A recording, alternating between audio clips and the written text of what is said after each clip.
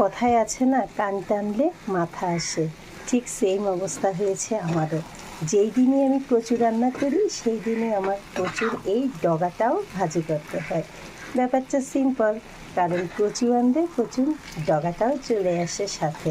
তো গাইস, আজকে বলবো এই কচুগুলো কোথা থেকে আনে।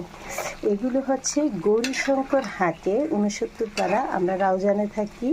গৌরীশঙ্কর হাটে এক আঙ্কেলের নাকি এই কচু। তো কালকে অনেকগুলো নিয়ে আসছে, যেহেতু হাটবার ছিল।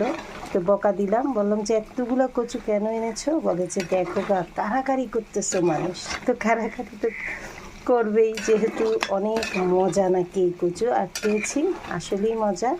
তো তাই বলে কি এতগুলো আনতে হবে? তাই না, একটা আনো বা দুইটা আনো। তো যাই হোক, যতটুকু পারছি নিয়েছি, আর ডগা সবগুলো নিইনি, কারণ এগুলো ছুলতে অনেক কষ্ট। তো আজকেও সেম রেসিপি হয়ে যাচ্ছে, যেহেতু ওই যে বললাম কান টানলে কানের মাথাও চলে আসে।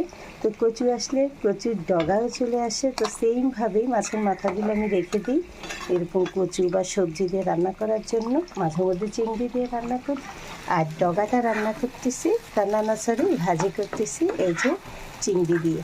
তো চিংড়ি দিয়ে ডগাটা ভাজি করলেই আমার সবচেয়ে বেশি মজা লাগে।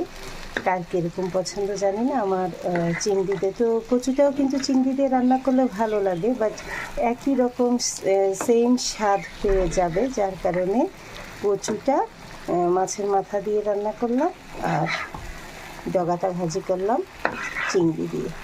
তো thanks for watching, bye bye.